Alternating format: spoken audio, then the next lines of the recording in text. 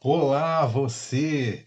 Aqui é Robson, do canal Direito Tributário ao seu alcance, tudo bem?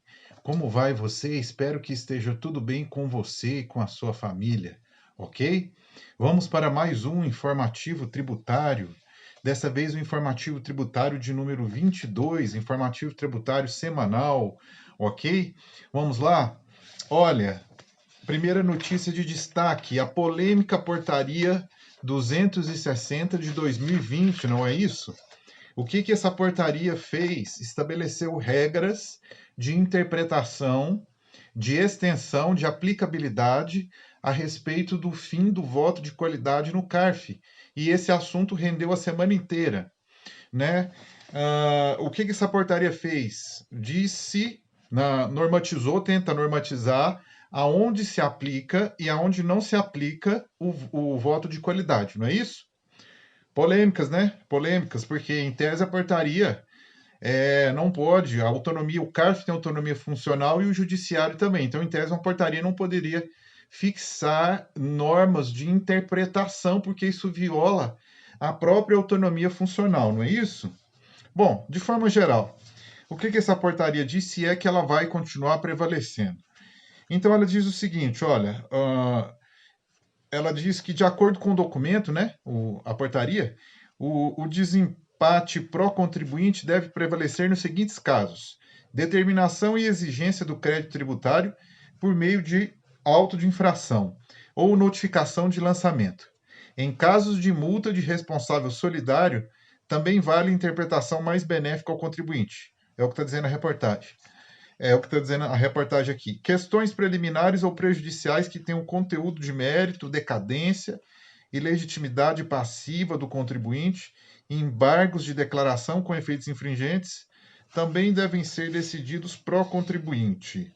E aonde que não teria aplicabilidade? Não teria aplicabilidade nessas seguintes questões aqui. Me parece que a reportagem está um pouco contraditória.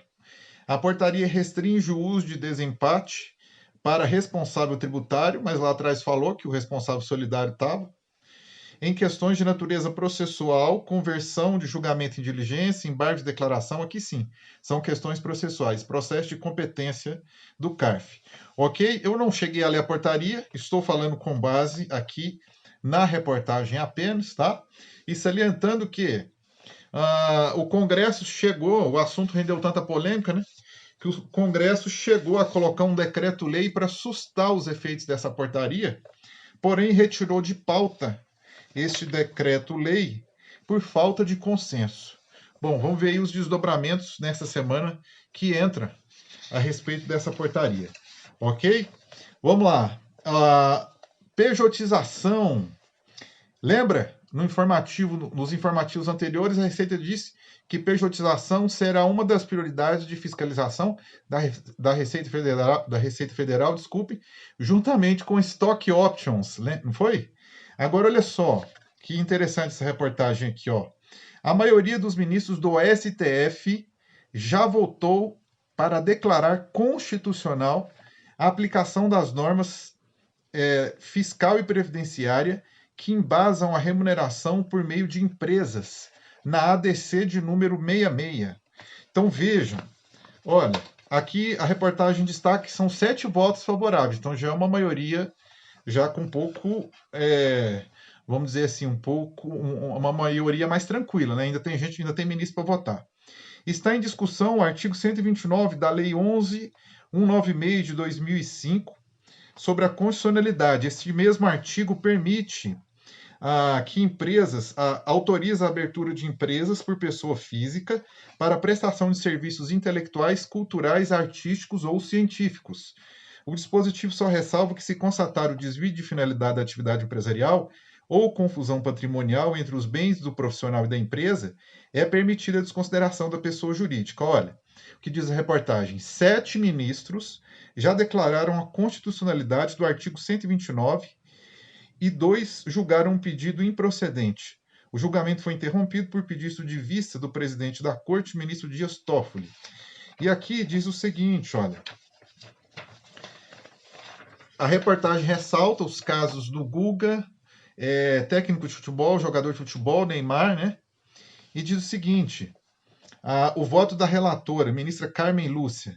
A regra jurídica válida do modelo de estabelecimento do vínculo jurídico estabelecido entre prestador e tomador de serviços deve pautar-se pela mínima interferência na liberdade econômica. Então, o fundamento dela é que isso interfere na questão da liberdade econômica entre prestador e tomador de serviços.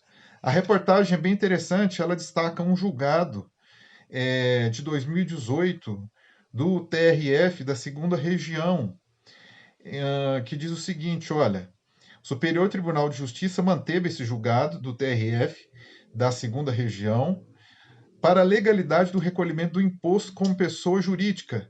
Os ministros, porém, não analisaram o mérito. E aqui vem destacando o caso do jogador Neymar. O conselho, o CARF, né, aceitou quando as patrocinadoras Nike e Red Bull pagavam para a pessoa jurídica Neymar, mas não com relação ao salário, o suposto salário, em tese, o salário que o jogador recebia do Santos. Esse sim estaria sujeito à alíquota de 27,5%, né, a maior, e a respectiva contribuição previdenciária. Ok? E aí vamos aguardar, né? Porque esse vai ser um caso de pejotização que tem um alcance, uma amplitude muito grande, e acredito que talvez seja o caso de planejamento tributário com uma, se não a maior, uma das maiores amplitudes, um dos maiores alcances que está sendo julgado no Supremo. Então, nós podemos ter aí alguma situação inédita, né? Vamos aguardar aí para ver se não tem votos. Até o final do julgamento, os ministros podem mudar seus votos. Vamos aguardar para ver se os votos são mantidos, se não há embargo de declaração. Né? O embargo de declaração de PIS e COFINS aí já foi 3 anos e não julgou até hoje. Vamos ver. STF define critério na transição para regime de não cumulatividade de PIS e COFINS. Então, sabemos, né, que em 2003 foi instituído esse regime aí de não cumulatividade, 2002, 2003, para PIS e COFINS e regime não cumulativo. Então, tem os dois regimes. E na época foram estabelecidas alíquotas de transição. O que se questionava eram justamente essas alíquotas de transição, dentre outras coisas. Essa reportagem eu vou ter que ler quase que na íntegra. E o STF entendeu que as alíquotas de transição previstas na lei são válidas. Decisão, portanto, favorável ao fisco neste ponto. Tá? Aqui diz o seguinte, ó, concluído no dia 29 de junho, o julgamento em sessão virtual resultou na fixação da tese de que, em decorrência das contribuições ao PIS/COFINS, não viola o princípio da não cumulatividade a impossibilidade de creditamento de despesas ocorridas no sistema cumulativo. Então, aqui ainda não entrou na questão das alíquotas. Você está falando das despesas incorridas no sistema de cumulatividade, que poderia, em tese, ser creditadas lá no sistema não cumulativo, pois os créditos são presumidos e o direito ao desconto somente surge com as despesas incorridas em momento posterior ao início da vigência do regime não cumulativo. Então, determinou um parâmetro temporal, tem que ser a partir da vigência do regime não cumulativo com relação às despesas. A principal discussão do processo dizia respeito a quais alíquotas de PIS e COFINS devem ser aplicadas no aproveitamento de créditos calculados sobre o valor do estoque registrado no balanço de abertura, no momento da transição da sistemática cumulativa para a não cumulativa. As leis 10.637 e 10.833 determinam que na transição o crédito presumido é calculado aplicando ao estoque as alíquotas do sistema cumulativo de 0,65% para PIS e 3% para COFINS. As alíquotas do sistema não cumulativo, que segundo a legislação só valem para despesas realizadas após o início da vigência do novo regime, me parece que nesse sentido também é a decisão do Supremo, são de 1,65% para PIS e 7,6% para COFINS. O relator do caso ressaltou que o regime de não cumulatividade das contribuições funciona de maneira diferente do IPI, do ICMS, mas aí o Supremo entendeu que essa regra de transição fixada na lei é constitucional, ok? Então ela prevalece. Vamos para a próxima notícia de destaque? Não há incidência de IPI sobre mero deslocamento de produto, diz STJ, uma discussão antiga que também existe em relação ao ICMS, né?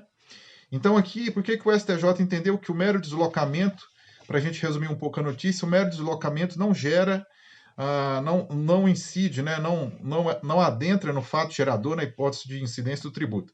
Mero deslocamento de bens sem transferência de titularidade e riqueza apresenta-se indiferente à hipótese de incidência do tributo em tela. A discussão federal, a Constituição Federal, perdão, ao definir sua materialidade, exige que os fatos imponíveis revelem a exigência de capacidade contributiva. Então, se não há transferência de titularidade, não há transferência de riqueza, não há capacidade contributiva, não há o fato gerador. Tá? Em relação às pessoas envolvidas na ocorrência do fato gerador. E é isso, olha a conclusão do relator. Se não há riqueza, não há grandeza tributável, explicou o ministro Gurgel Faria, relator do recurso no STJ. Vamos lá, próxima notícia. Destaque: STJ também anula cobrança do ICMS na substituição tributária com base em decreto estadual. Essa aqui é uma notícia interessante, eu acho que esse caso aqui ainda pode render um recurso para o Supremo, não sei. É ilegal a cobrança de ICMS sobre operações de aquisição e distribuição de combustíveis e lubrificantes em regime de substituição tributária, baseado apenas em decreto sem lei. Foi o que decidiu o STJ. Conforme jurisprudência do Superior Tribunal de Justiça e do Supremo, há necessidade de regulamentação do convênio por lei específica. Com esse entendimento, a primeira turma do STJ deu provimento a recurso especial de uma distribuidora de combustíveis para anular o auto de infração expedido pelo Estado de São Paulo, com base no decreto estadual número 53.480 de 2008 e na portaria CAT 3 de 2003/9. Ambas são normas infralegais que regulamentam o convênio 110 de 2007 do Conselho Nacional de Política Fazendária relativo à tributação do etanol misturado à gasolina. Agora aqui vem uma questão interessante. Olha, o que o STJ entendeu? O fato de o Supremo Tribunal Federal ter modulado os efeitos da decisão que declarou inconstitucional dispositivos deste mesmo convênio 110 de 2007 não respaldou os procedimentos adotados pelo Estado, pelos estados que não incorporam o referido regime de substituição tributária por meio de lei em sentido estrito. Então entendeu que aquela decisão lá, que modulou os efeitos e declarou inconstitucional o convênio, não respalda a ausência de lei. Ok? Recurso especial número 1.516.171. Vamos passar para a próxima notícia de destaque. CARF reconhece imunidade de IOF para associação hospitalar. Interessante decisão, hein? A terceira sessão do CARF reconheceu a imunidade do IOF para entidades sem fins lucrativos, ainda que as aplicações financeiras, aqui é o interessante, porque vou terminar de ler, ainda que as aplicações financeiras do IOF não façam parte do objeto social da associação. O conselheiro relator do Acórdão 3003-001-076, Miller Nonato Cavalcante Silva, registra que a imunidade prevista na Constituição não faz restrição sobre a natureza do imposto. Esclarece ainda que o único condicionante é o cumprimento dos requisitos do artigo 14 do CTN, né? Então aqui, o que é interessante nesse julgado é que o CARF considerou que mesmo essa parte que eu li aqui, ainda que as aplicações financeiras não façam parte do objeto social da associação, ok?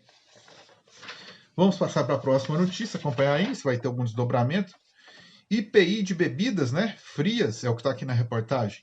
STF permite tributação baseada no custo médio, e a gente já tinha falado disso nos informativos anteriores, mas como a notícia voltou em destaque, a gente fala novamente dela aqui, porque essa aqui está mais bem esmiuçado. Em processo com repercussão geral reconhecido, o STF permitiu que o IPI seja exigido sobre o custo médio da compra e venda de bebidas frias, de maneira que a cobrança se baseie em valores pré-fixados, multiplicados pela quantidade de produtos vendidos, a chamada tributação ad rem, né? Nós temos a ad valorem, nós temos a ad mensura, né? Ad mensura, acho que é assim que pronuncia, que é sobre a unidade de medida, e tem sobre o valor e sobre a coisa, né? Veja, a relatora do caso ministra Rosa Weber declarava o dispositivo inconstitucional por ter alterado a base de cálculo do imposto, matéria que tem reserva de lei complementar. E no voto vencedor, que foi do ministro Alexandre de Moraes, ele ressaltou que no mercado de bebidas frias, a Receita Federal enfrenta profunda dificuldade na arrecadação do IPI nos moldes originais, ad valorem, sobre o valor, que envolve a aplicação de alíquotas sobre a base de cálculo. De acordo com o ministro, o sistema se mostrou ineficiente porque resultou em distorção de preços de venda com o escopo de frustrar a tributação do IPI. E aqui é que eu acho que vem uma afirmação que não me parece ser muito técnica, feita pelo ministro Alexandre de Moraes, que diz o seguinte, afirmou, olha só, olha o que ele diz aqui, ó, tendo em vista que a Constituição permitiu a alteração de alíquotas do IPI pelo Executivo, até aqui tudo bem, permitiu? Sim, de alíquotas. Moraes afirmou que houve outorga implícita da possibilidade de alterar também a base de cálculo, não. O que está lá é alíquota, não base de cálculo. Ele diz que tem essa autorização implícita, não tem, é um problema, né? Porque com base nesse raciocínio de autorização implícita, você cria regra que não está fixada no texto constitucional. O texto constitucional não fala de base de cálculo, fala de alíquota. E aqui me parece que o voto da ministra Rosa Weber é bem mais técnico, dizendo que é uma alteração na base de cálculo do imposto, que de fato há. Dizer se é constitucional ou não, aí vamos para outro raciocínio. Mas, e ela diz que teria que ser por lei complementar. Isso estaria sujeito a reserva de lei complementar. Mas é dizer que, pelo fato da Constituição permitir alteração de alíquota pela extrafiscalidade do IPI, a base de cálculo também está no pacote, aí é um problema. Direito penal, olha só, crimes contra a ordem tributária. RESP número 1857830. O que o STJ afirmou como teses? Teses do STJ, não é isso? Vamos lá. A conduta omissiva de não prestar declaração ao fisco com o fim de obter a redução ou supressão do tributo quando atinge o resultado almejado, consubstancia crime de sonegação fiscal na modalidade do inciso 1 do artigo 1º da Lei 8137 de 1990. Mas prestem bem atenção. Atinja o resultado almejado. Então, o STJ está entendendo o que aqui? Que é crime material. Porque se tem que atingir o resultado almejado, é crime material, né? Pelo menos em tese seria assim, pelo que está aqui. E também, uma outra notícia aqui, que é no julgamento RESP de número 1767899, o STJ afirmou o entendimento de que o elemento subjetivo especial, a reportagem não traz, mas pelo que eu entendi aqui, dá a entender que seria dolo específico. Então, o elemento subjetivo especial no crime de apropriação indébita é prescindível, ou seja, não é necessário, sendo suficiente para a configuração do crime a consciência, ainda que em potencial, de não recolher o valor do tributo devido. É o caso da apropriação indébita aqui, né? Isso, firmou o entendimento, sim, artigo 2º, inciso 2, de que não necessitaria, né, do dolo específico, de elemento subjetivo especial que ele colocou aqui, que parece ser o dolo subjetivo, bastando a consciência para a configuração do crime previsto no artigo 2º do inciso 2 da Lei 8137 de 1990, a mera consciência, ainda que em potencial, de não recolher o valor do tributo devido, ok? Aqui não fala explicitamente em contribuição previdenciária, tá? Que essa aqui já tem um tipo específico que está fora dessa lei, né? Contribuição previdenciária está lá no Código Penal, então foi uma confusão minha. Extinta a execução fiscal, mas não declarado extinto crédito, STJ também.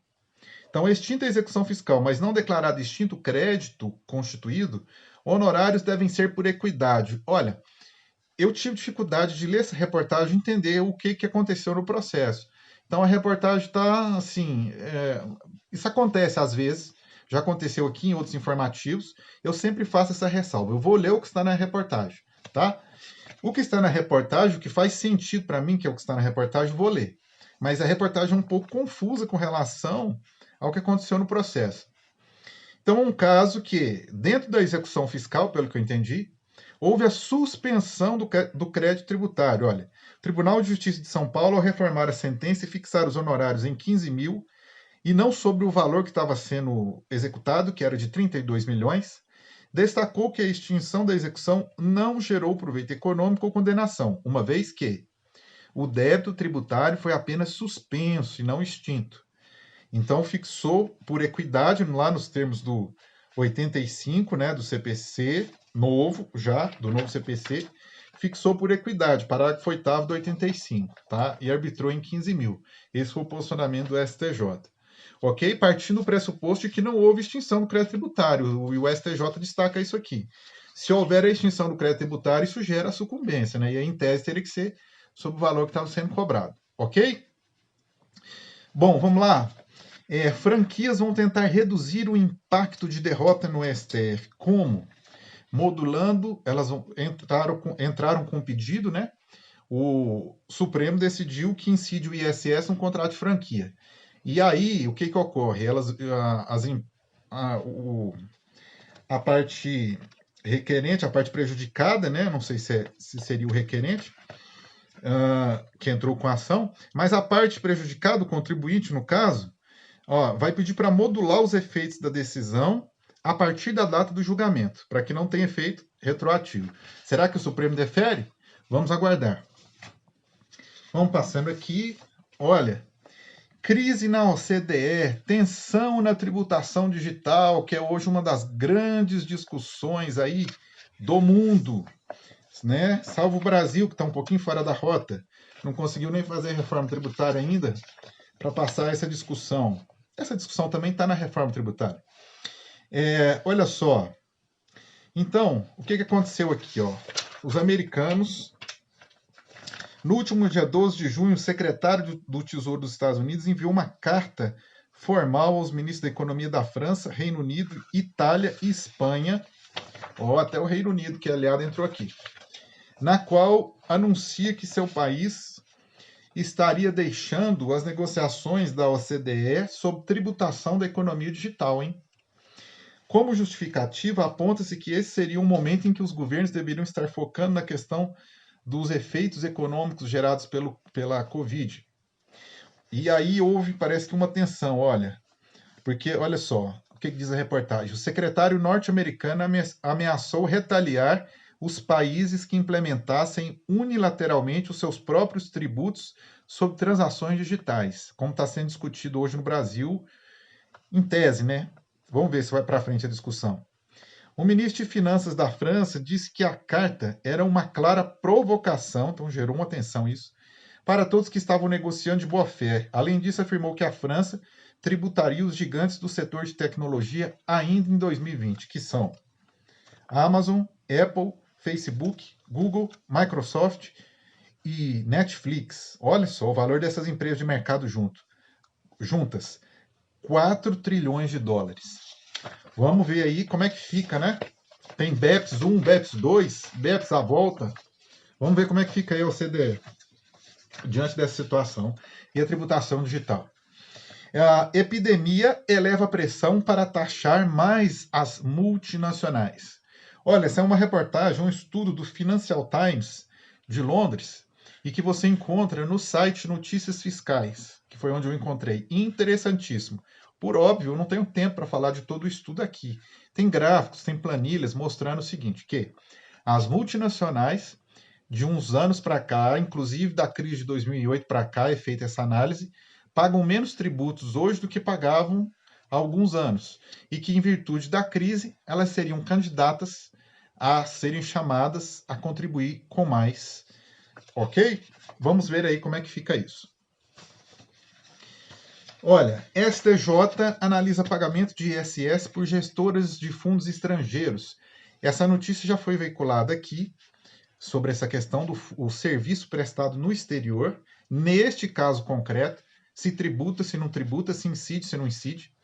Porém, como a notícia não foi de um julgamento definitivo, essa também não é, mas existiram fatos novos de lá para cá, e aqui, como isso foi veiculado na imprensa, eu tenho que falar.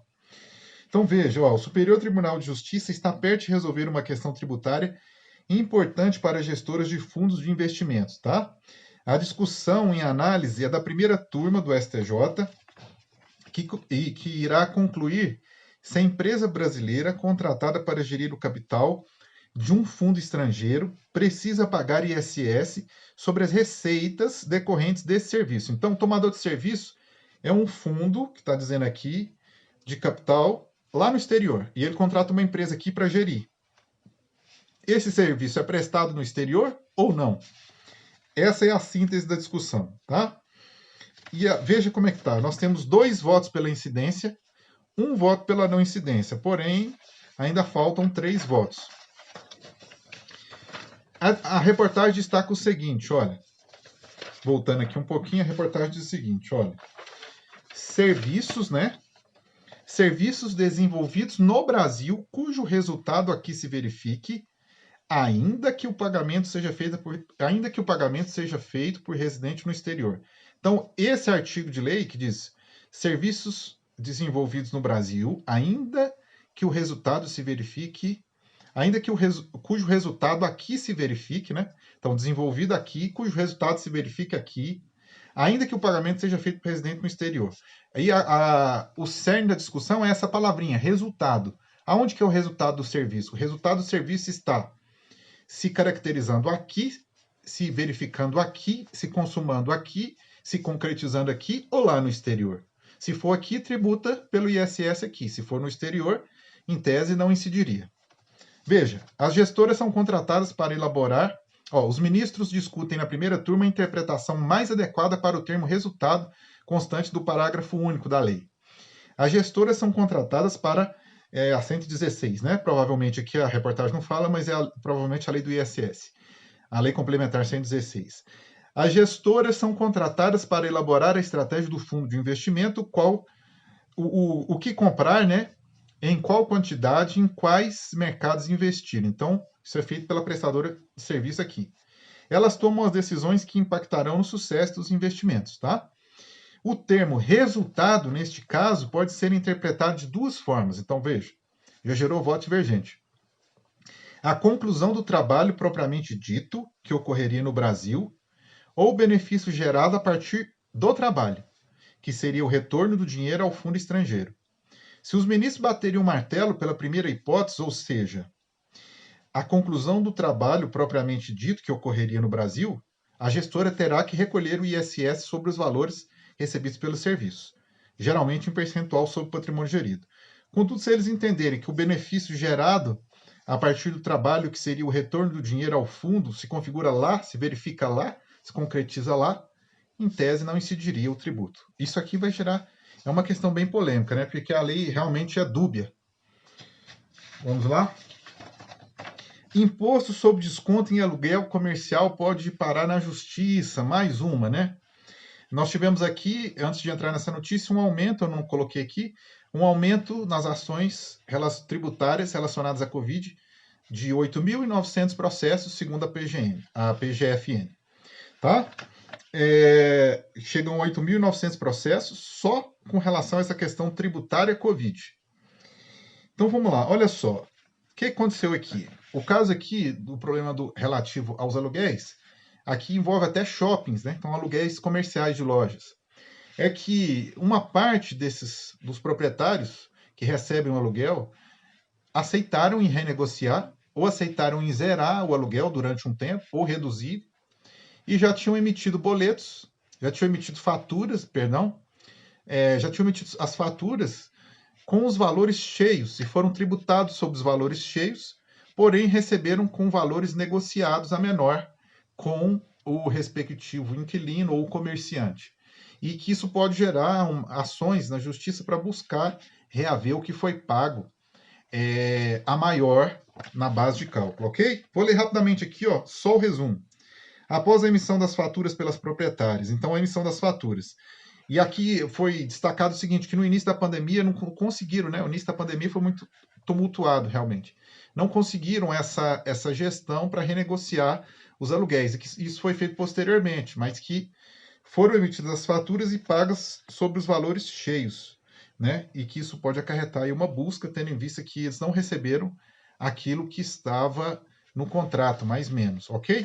Vamos ver aí os desdobramentos desse tipo de ação, tá? Isso aí tem os valores são altos e o número altíssimo, né? Envolvendo shopping centers, inclusive. Bolsonaro veta, olha, eu falei nos informativos anteriores, Bolsonaro veta dispositivos da MP 936 que dificultavam tributação de participação sobre lucros e resultados. Olha, um tema que já rendeu bastante. Então, o que ele vetou lá? Vamos ver se o Congresso derrubou o veto ou não. Olha, os artigos 32 e 37 que previam aplicação mais favorável, inclusive a processos em curso. Esses pontos já haviam aparecido da MP 905, que é a MP do contrato verde e amarelo, contrato de trabalho, que perdeu a validade por falta de votação. Essa aqui seria a continuação dela. Isso reverteria autuações bilionárias da Receita Federal, e deve ter pesado isso, né? Principalmente contra os bancos. E aqui, os motivos de veto é matéria estranha e sem a necessária pertinência temática com a MP 936, que de fato trata de um outro assunto, né?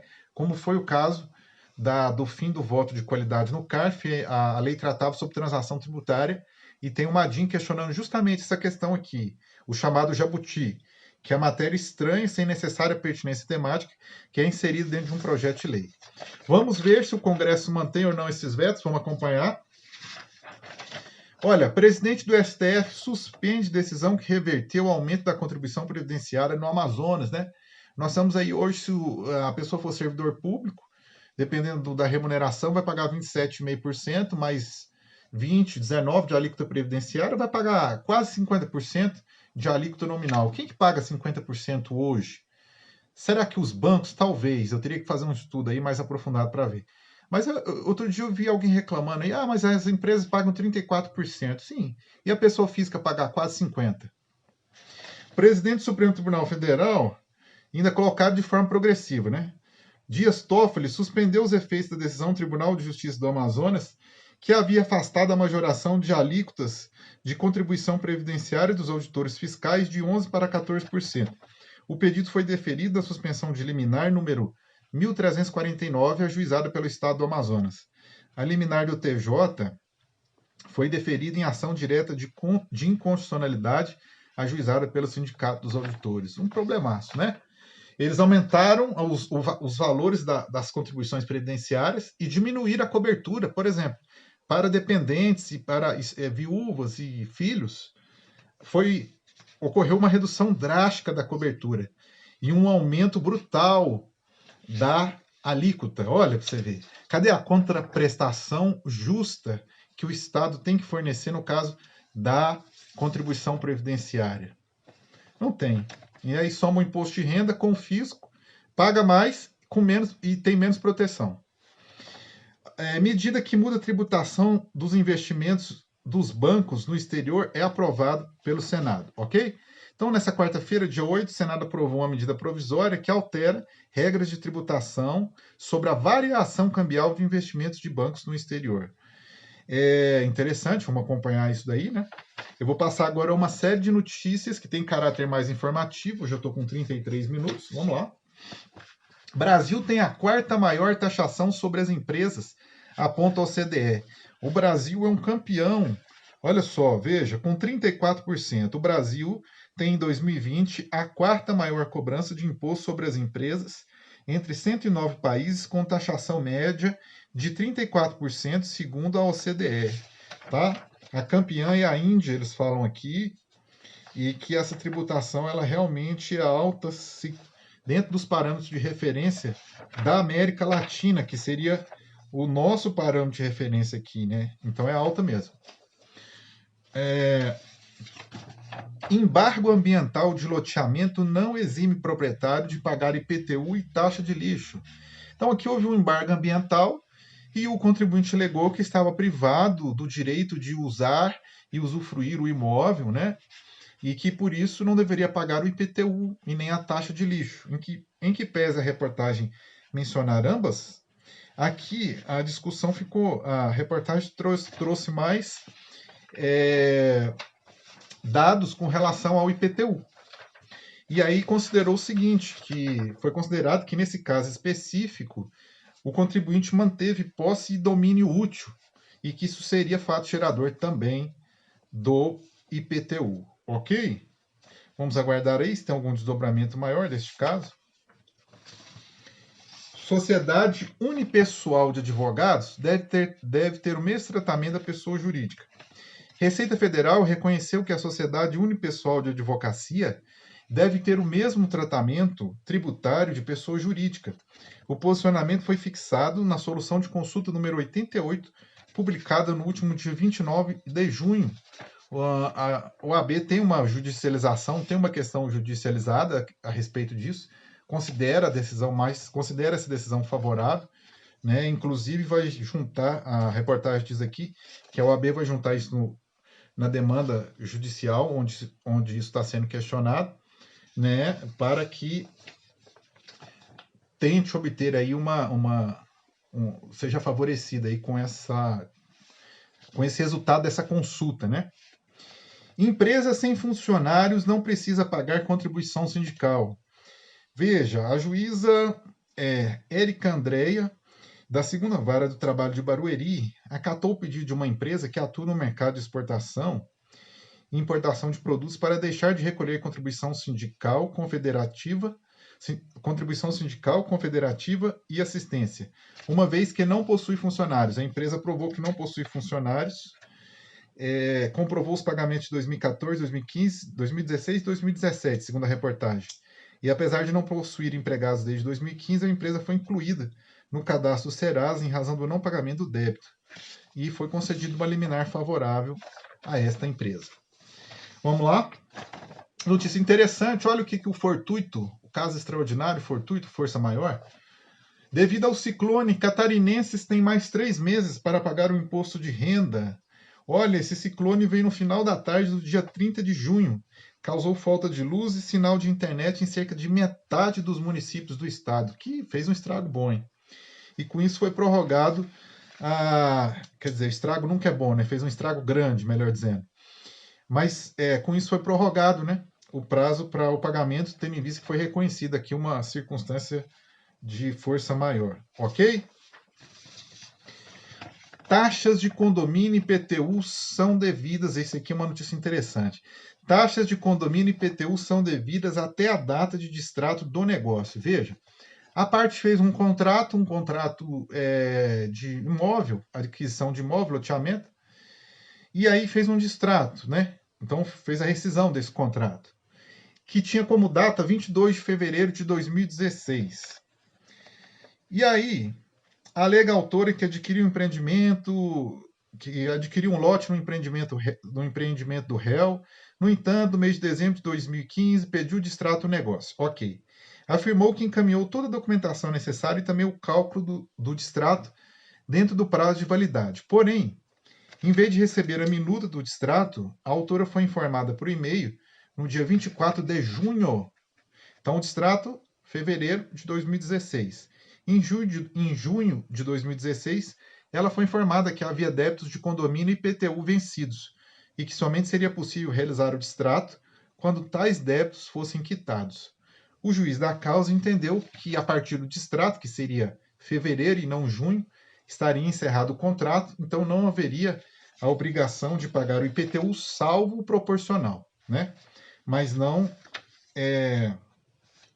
aqui de forma, me parece que total, como está sendo exigido. Olha só, o juiz diz o seguinte, juiz Wilson Leite Correia, importa observar que tanto no cálculo apresentado em fevereiro, como nos termos do distrato, as réis fizeram os devidos abatimentos de IPTU e despesas administrativas, que foram feitos lá no contrato.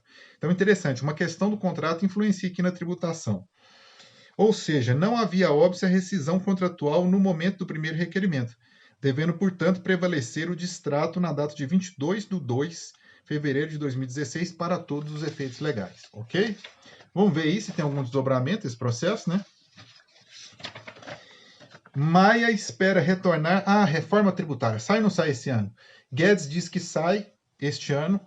E o Rodrigo Maia diz o seguinte, que quer retomar essa discussão na terça-feira, se o Senado não retomar a discussão por comissão mista, que a Câmara vai retomar na terça-feira e aqui são mencionadas as duas emendas, a 45 de 2019, que tramitou inicialmente na Câmara, e a 110 de 2019, que tramita no Senado. Né? E depois foi feita uma comissão mista para juntar essas duas propostas, e aí já veio a pandemia, e aí parou de ser discutido. Vamos ver se vai ter prosseguimento ou não. Portaria regulamenta procedimentos a empresas com projetos industriais ativos durante a pandemia. Olha, em razão do estado de emergência de saúde pública ocasionado pelo coronavírus, a SUFRAMA divulgou a portaria número 445, de 29 de junho de 2020, publicada no Diário Oficial da União, de 2 de julho de 2020, que regulamenta os procedimentos a serem observados pelas empresas com projetos industriais que usufruem de incentivos fiscais junto à ZFM,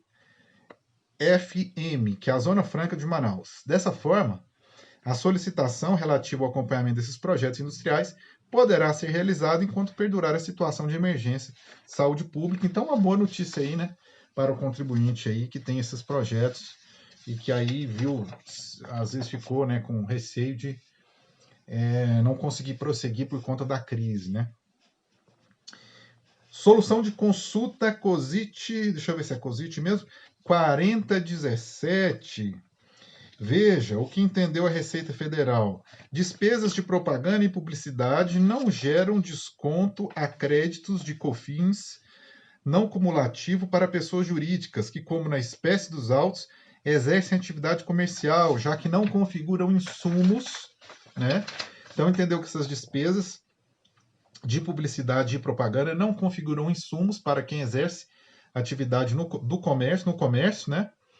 Conforme jurisprudência pacífica do STJ no RESP repetitivo número 1, 221.170 do Paraná. Tá? Solução de consulta aí já disponível na internet, ok? Vamos lá, alterações legislativas, instruções normativas que dispõem sobre regimes aduaneiros especiais. Então, vejam, foram alteradas duas instruções normativas. A instrução normativa 1964, de 9/7/2020, altera as instruções normativas 241, de 6/11/2002, e também a SRF, número 409, de 19 de março de 2004, e também a RFB, número 863, de 17 de julho de 2008, que dispõe sobre regimes aduaneiros especiais e já está disponível, né, aí na internet essas alterações. Então, para quem trabalha nesta área especificamente, da consultoria, assessoria, uma área bem específica, né, essas instruções normativas aí tem que estar sempre aí se atualizando em relação a isso. A alterada instrução normativa também de número 1863, que dispõe, essa sim, dispõe sobre o CNPJ. Foi alterada pela instrução normativa 1963, de 7/7/2020, aí trazendo mudanças no CNPJ. Então, aí para quem também dá assessoria e consultoria na formação de constituição de empresas, né? Tem advogados muitos que fazem isso. Interessante aí se inteirar, né, destas modificações. Olha, eu já estou com 43 minutos, mas eu terminei as notícias por aqui. Agradeço imensamente a sua participação, muito obrigado. Se você gostou, dê o seu like, se inscreva no canal. Se não gostou também, dê o seu dislike. Se achou que faltou alguma notícia importante, posta para mim aqui. Você me ajuda muito fazendo isso. Obrigado pela participação aqui, obrigado por ter me aturado até agora. E até o próximo informativo. Que você e sua família fiquem muito bem. Que Deus os abençoe e os guarde, ok? Até mais.